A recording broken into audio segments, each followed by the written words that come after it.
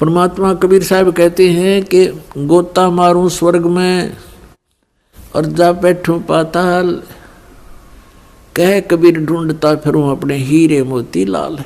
अब जैसे आपको कल सत्संग के अंदर दिखाया था, रूबरू करा था उन पवित्र सदग्रंथ वेदों से, उसमें क्या लिखा कि परमात्मा ऊपर ध्युलोक यानी तेजो में शरीर में और तेजो में लोक में राजा के समान विराजमान है और वहां से गति करके नीचे आता है और बहुत अत्यंत गतिशील पदार्थ के समान,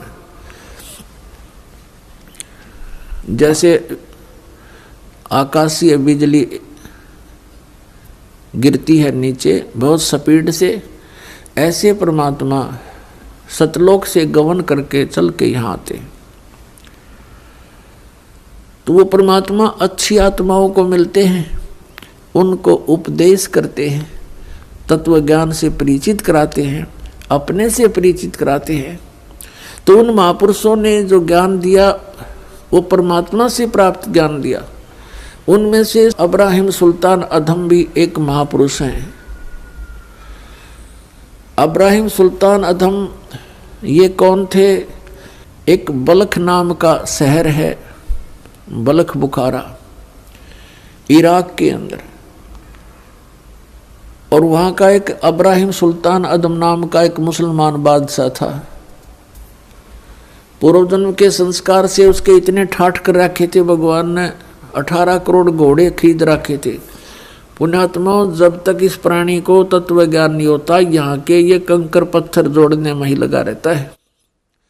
उसने कहते हैं 16,000 औरतें से विलास करता था, 18 करोड़ घोड़े। गांव में पहले यदि एक घोड़ा किसी के पास होता तो बहुत बड़ा वो वहाँ का ठाकुर माना जाता था, बड़ा रईस व्यक्ति माना जाता था जो घोड़े पर चलता था, एक घोड़े पे।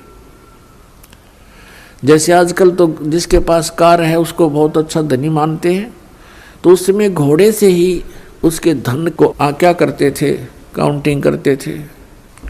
तो इस प्रकार 18 करोड़ घोड़े उसके पास, और ऊंट 8 तक गिनती नहीं, बहुत गिने थे। कहने का भाव यह है कि सर्वसंपन्न राजा था, लेकिन पिछले संस्कार भी साथ होते हैं।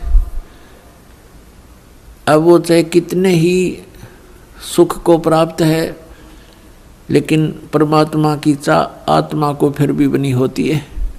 एक दिन वो सो रहा था ऊपर अपने महल की छत